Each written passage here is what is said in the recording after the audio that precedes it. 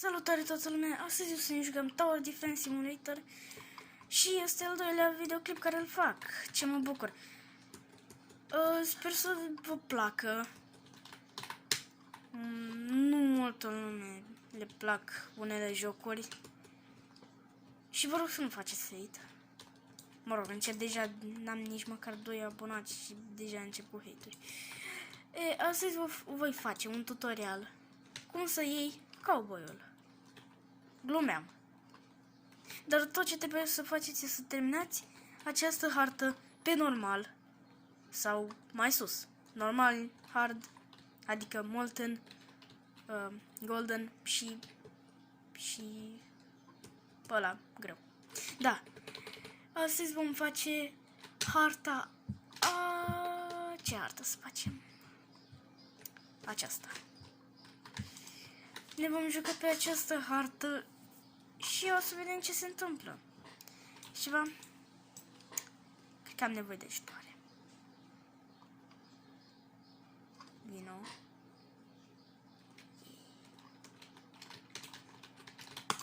Dar nu-i destul. Mai merge. Să vedem ce, what the fuck? Ok, deci hai să vedem. Sper să reușim să terminăm această hartă, pentru că mie mi se pare puțin ușoară, doar că e și grea în același timp. Să ne jucăm. Sper să vă placă. Eu vă recomand mult să faceți pentru primul meci să faceți beginner. Adică acesta. După aia ăsta și tot așa.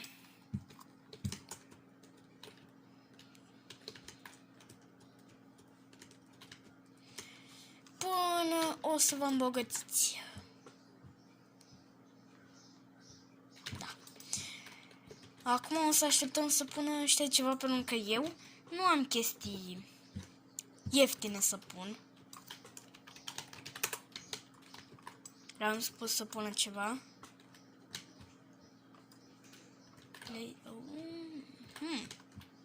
Merge.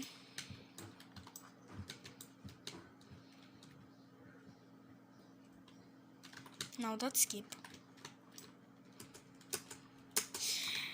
Și da, abia aștept să devin un youtuber foarte bun. Deocamdată încep ușor. O să fac live-uri, dar live-urile o să le încep de la 10 abonați. Sau de la 5.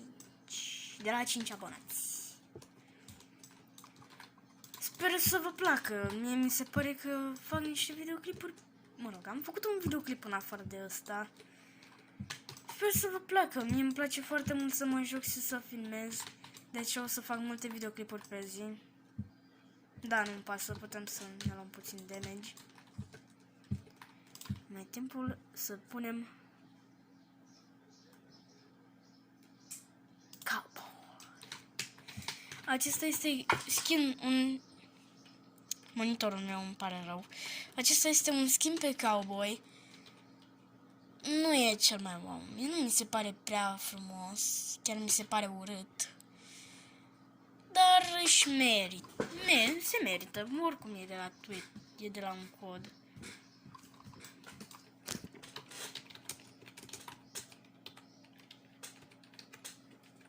Ia stați puțin.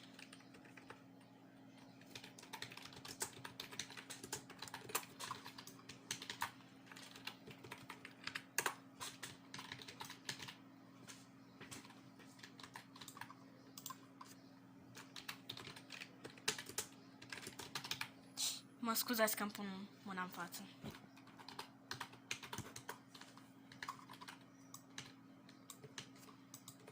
L-am zis că fac videoclipuri.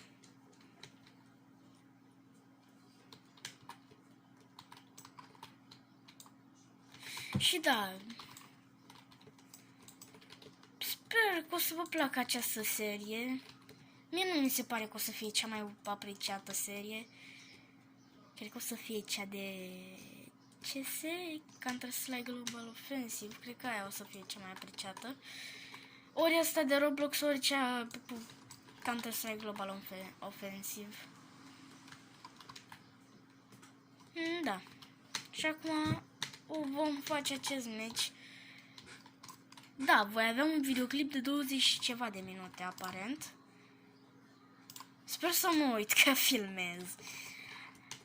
S-ar putea să pun câteva pauze între videoclipuri. Nu aș vrea să vă țin 20 și de minute, că o să pun mai multă viteză în niște părți.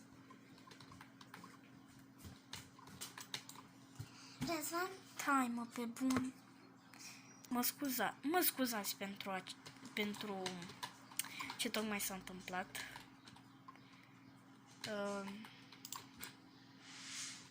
Da, chiar nu-mi pare rău pentru ce tocmai s-a întâmplat, vă rog să nu vă deranjeze. Da, am o soră mai mică. Și a trebuit să o ajut cu ceva, nu am ajutat-o. Ba da, am ajutat-o. Și da. Aici cred că voi pune ori 2 viteză, pentru că ia destul de mult și s-ar putea să rămân fără chestii de zis. Da. Nu știu, mie îmi place foarte mult Roblox-ul și eu vă recomand să vă uitați, că nu e cel mai nașpa, nu e nici cel mai bun, dar nu e nici cel mai nașpa și mie mi se pare foarte bun această platformă de Roblox. Deci am zis platformă. Și da. Acum zic, ăsta a fost și videoclipul. Ok, glumeam. Avem deja 7 minute. Wow. 7 minute și de fapt. Și acum cred că voi reveni peste câteva wave-uri. Nu știu. Da, voi reveni peste câteva wave-uri. Așa că pauze. Bună. A venit primul boss și l-am bătut. Ok. Nu au fost deloc câteva wave-uri, a fost doar un wave, așa că ne vedem în 2 wave-uri. Și au trecut și cele 2 wave-uri. Acum mi se pare că vin ninja. Da? Ăștia sunt super nașpa. Să aveți grijă cu ăștia, mai ales dacă faceți solo. Vă recomand mult să folosiți cowboy sau să încercați să-l luați și după aia să-l folosiți, pentru că e foarte bun. Mă rog, părerea mea. Și da, voi începe să fac mai multe videoclipuri. Gen, o să fac multe videoclipuri de acum, pentru că nu știu, nu fac YouTube pentru bani. Nici nu știu de ce-și face. Fac YouTube pentru că vreau, pentru că îmi place. Pur și simplu.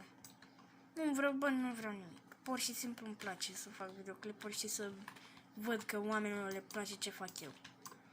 Încă de multe ori dau de oameni care zic că unii fac YouTube doar pentru bani. Mie nu mi se pare asta.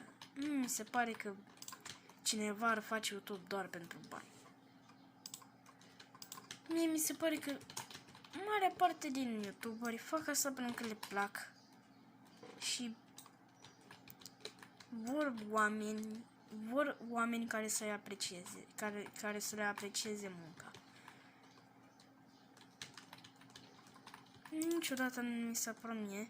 Ok, cred că am ajuns la momentul ăla în care zic să dați like și subscribe. Da, am ajuns și la momentul ăla. Momentul ăla e mereu.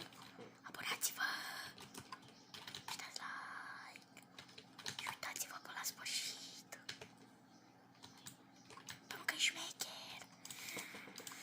Da. Jocul ăsta mie mi se pare super șmecher. Puțin, foarte, foarte puțin greu la început. Și că ați putea să vă jucați singuri, pur și simplu, și să ajungeți undeva. Deci să ajungeți destul de departe. Și nu uitați, rămâneți optimiști. Să nu credeți că cineva e mai bun decât voi. Pentru că nimeni, toată lumea este la fel de bun. Și cred că tocmai am pierdut. Oh, suntem în viață. Mă mir. Chiar ar fi vrut să mai continui acest videoclip. Pentru că meciurile acestea sunt foarte lungi. Și o să fac... Ăsta o să fie singur. S-ar putea să închid videoclipul chiar dinainte. Cred că avem 11 minute. Nu știu, nu sunt sigur. Dar vă voi vedea peste 10 secunde. Nu știu ce am făcut asta, dar a trebuit să fac ceva.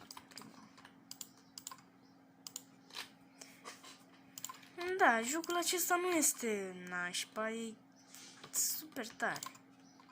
Părerea mea. Și eu vi-l recomand să-l jucați.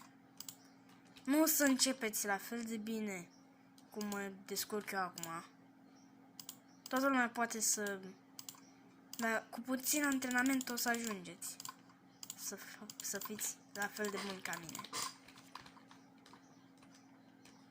Pentru că eu am level foarte mare, după cum se vede. Și da, vă recomand să vă jucați acest joc. Și nu uitați, totul e posibil dacă încercați. Niciodată să nu vă dați bătuți. Încă puteți să încercați într-un an și într-un an și într-un an și să nu vă iasă. Mai încercați, o să vă iasă la un moment dat. Sunt optimist, știu. Dar îmi iubesc viața și n-am ce să vă fac. Și au venit ăștia. Ăștia nașpa.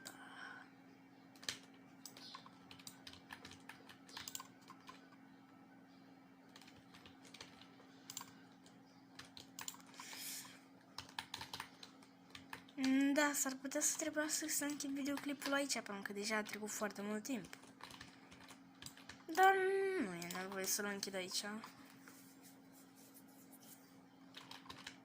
Sper să nu vă plictisiți în timp ce vă uitați. Și să vă placă ceva cheu. Pentru că sunt mulți oameni, după cum am zis, care nu se descurcă deloc, dar ei tot încearcă. Și încearcă și încearcă și le iese. Așa vreau să fiți și voi. Nu vă dați niciodată bătuți. Deci, nu vă dați niciodată bătuți. Nu-mi pasă ce ziceți, nu vă dați niciodată bătuți.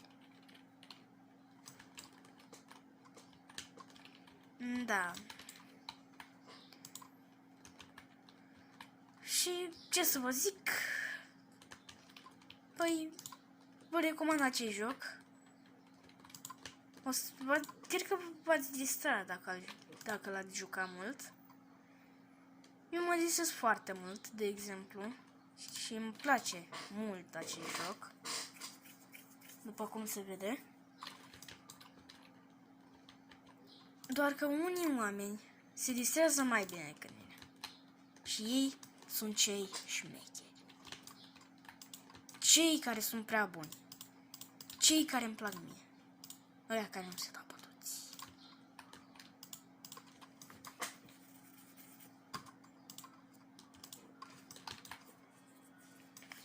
Și nu uitați, nimeni nu e noob.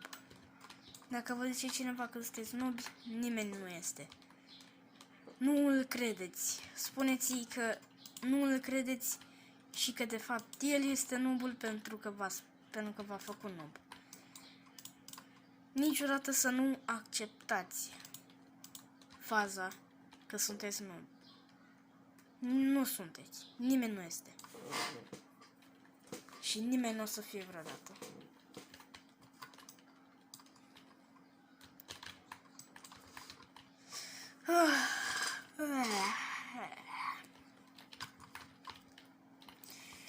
Și da, ăsta este al doilea meu videoclip. Din nou, nu vă supărați că zic asta, dar dați like, subscribe, follow pe Roblox, pe Insta, n-am Insta. Viața e frumoasă, ne vedem în câteva wave-uri. Bine ați revenit! Avem aici niște giganți care s-ar putea să ne omoare. Pentru că ăștia au multă viață. Dar să sperăm că nu o fac. Să mă axez asta. Nu știu de ce am făcut-o, dar am făcut-o.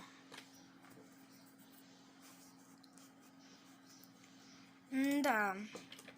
Sunt nevoit să închid aici episodul. Sper că v-a plăcut. Dați like, subscribe, apăsați pe